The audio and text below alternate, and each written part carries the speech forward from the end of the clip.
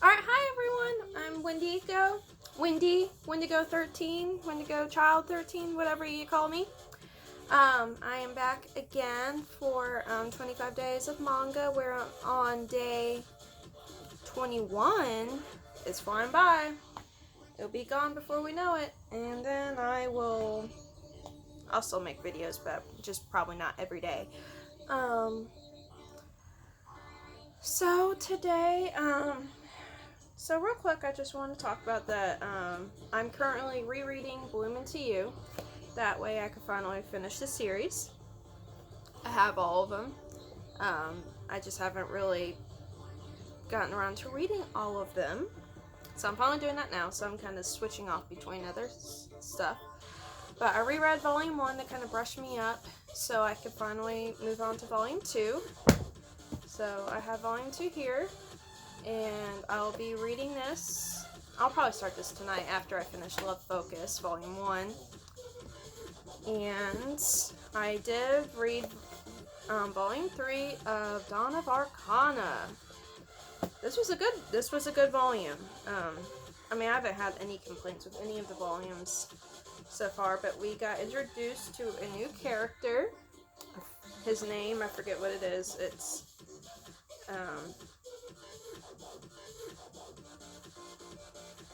Ahil? No, it's Akil?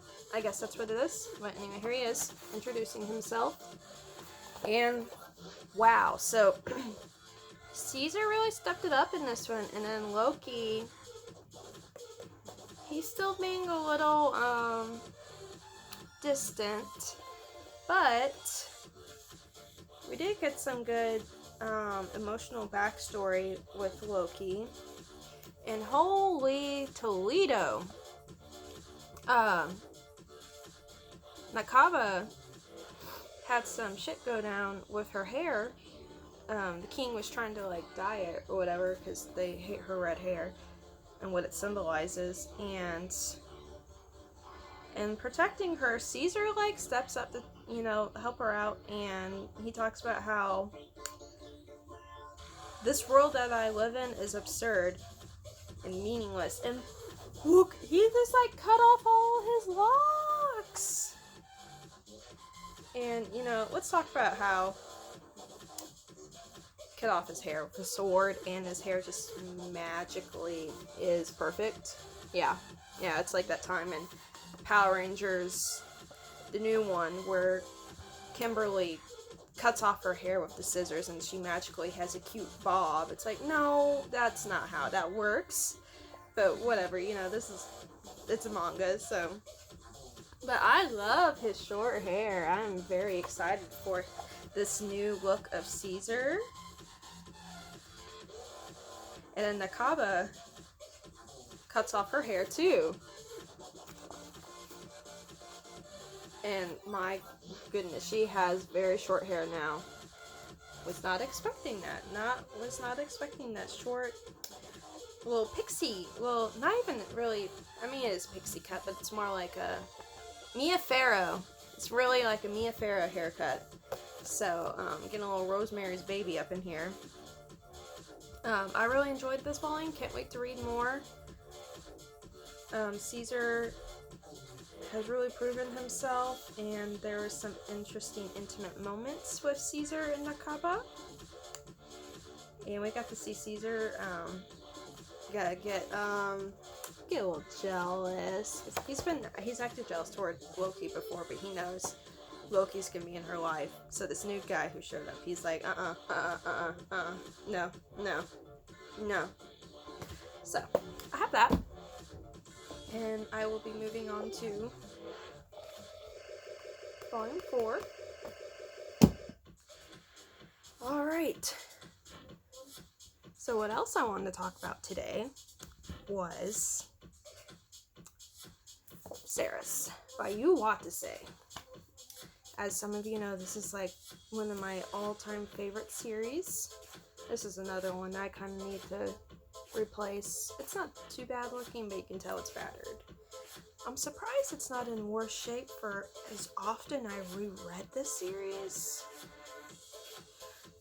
but oh my god. So I have to figure out how I want to talk about this without it getting confusing or too long.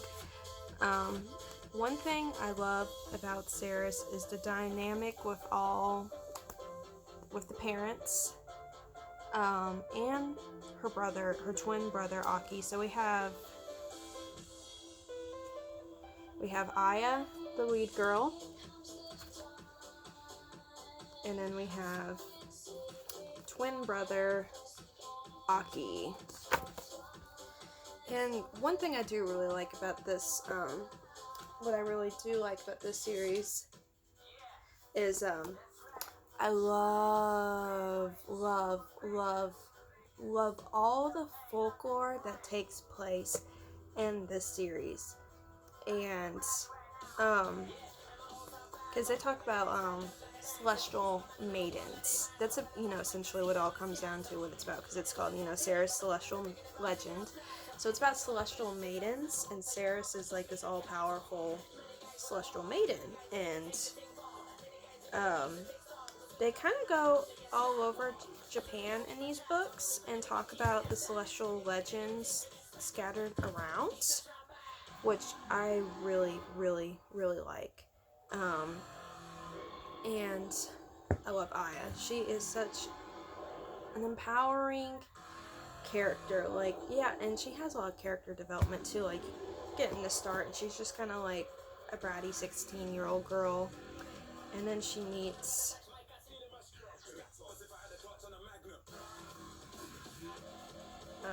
where is he? Toya. Okay, my friend and I have fawned over Toya forever, and we still talk about him. We love him. I love the whole kind of enemies to lovers that kind of is in the start of this, but Toya also doesn't really have a choice in the matter. Oh, so cool, so cool. I love the covers. So this is probably my favorite cover, is this one. I like the choice of giving Aya this pink hair here with this red shirt, and then they kind of gave Toya this like burgundy, burgundy maroon kind of looking hair. And I love the foliage here, and you can see his dagger here. I love this cover. I think it's, and then his glove here. This cover's cool, but I don't like it as much because I don't like Yuhi that much. This is my second favorite cover. I love this one. I tried drawing this whenever I was in high school, and it did not work out in my favor. This one's cool because I like how the red roses play into the blood. And then, wow, my older brother and sister gave me so much crap for the cover of this one. Oh, Carol, you're reading like a lesbian manga. And I'm like, no, I'm not. And Matthew, I'm not, because we watched Strawberry Panic together, so get over it.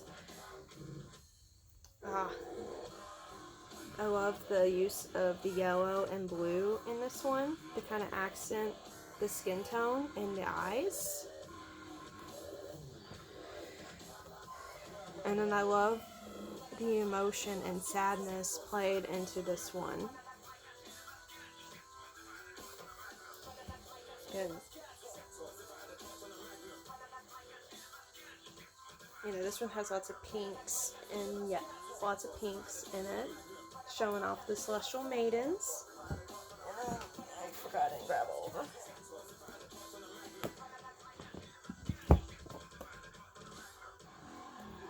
Cool cover. Shows the complexity with the twins. Enough said about this one. This cover I think is one of the weaker of them all. I don't really care for it as much. It's, it's whatever. I do like the play of the lace here to kind of give it like more of a gothic feel. This cover is really cool. Once you like finish the series and you understand everything, this cover is really, really cool and dope.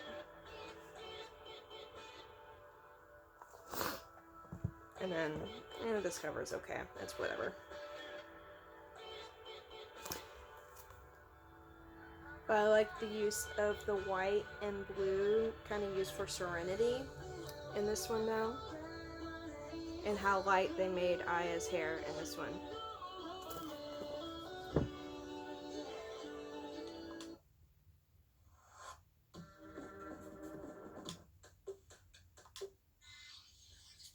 Alright, so there's a lot I could say about Ceres. There really is so much I could say. I love the development of all the characters.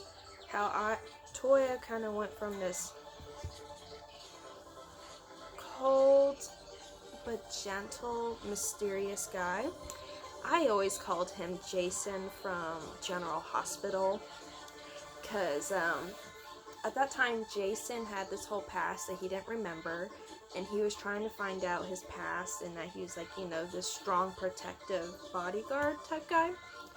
And when I was watching General Hospital with my sister, I was like, that's Toya from Ceres. They're like the same entity basically. Of course, General Hospital went crazy packed because it's a soap opera.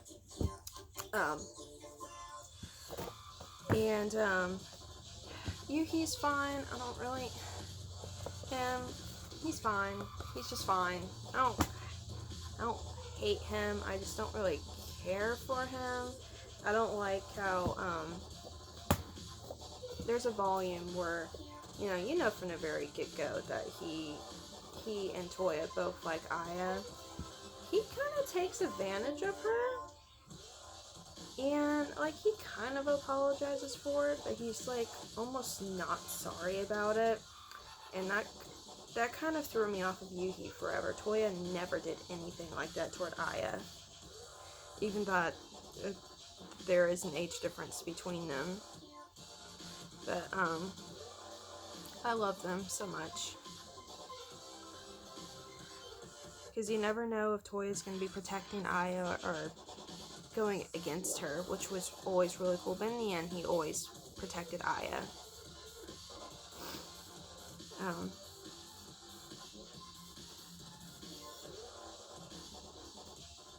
Yeah, here's, they talk about the legends. And there's just so many different... It's always the same legend, but they're all always a little bit different.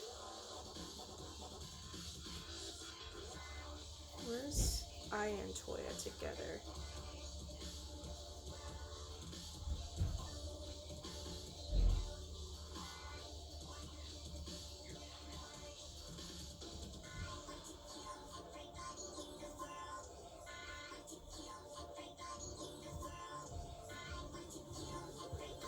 Oh, look at them. I just love Aya and Toya so much. And they're just I kind of always liked that Aya was always headstrong, and if she wanted to go do something, she would do it no matter what anyone said, and if she had to do it alone, she would. Sometimes I hate, and sometimes when I'm reading something, and the character is like, I have to go and do this, and they're like, no, we must all go do this together, and I'm like, if they need to do it alone, let them do it alone. I mean, I know it's dangerous or whatever, but so that's kind of what I always liked about Aya, because if she had to go get something done and she had to go by herself, she'd do it. She'd do what was necessary. I did want to talk about, and this is a good volume, volume 7. And what I like about this one is,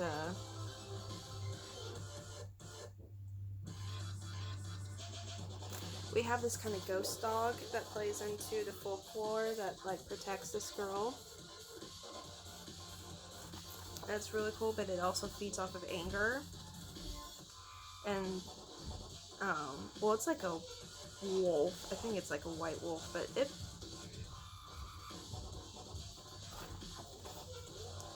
just really cool. But then the poor puppy. I just love Ceres. I love how graceful she is. There's just so much that happens in this series, and I can't talk a lot about it. I kind of just wanted to briefly kind of mention some key points that I liked in this series. And, you know, I love all the art inside. I love, you know, the covers, all the folklore they cover in this, all the different kinds of characters that they add in. Especially get the Shuro in this volume. Shuro's a cool character. She's badass and very masculine and is okay with that.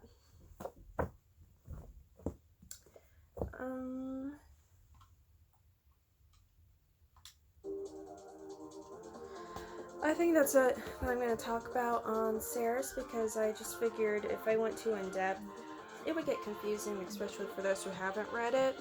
And if you have read it, cool, hit me up, talk to me about Ceres, because I am always up to talk about Ceres, because I never meet people who've read this series. It's always Fushigi Yugi, and they're like, oh, you like Fushigi Yugi, right? I'm like, yeah,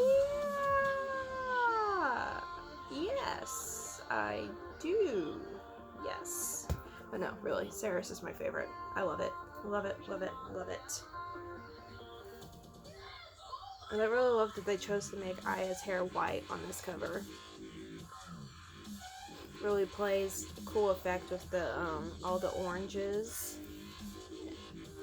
And there's the accent with the red jacket, but then the little tint of green in the bow also like accents the red jacket. Complementary colors, and then blue and orange, complementary colors. They know their shit. Alright, I think that's all I'm going to talk about for this. I don't know if I'm going to do another video today or not. I don't know. I need to clean my fish tank, take a shower, and do stuff today, I guess. I got presents to wrap and whatever, so I think that's where I'm going to leave off. Bye, guys!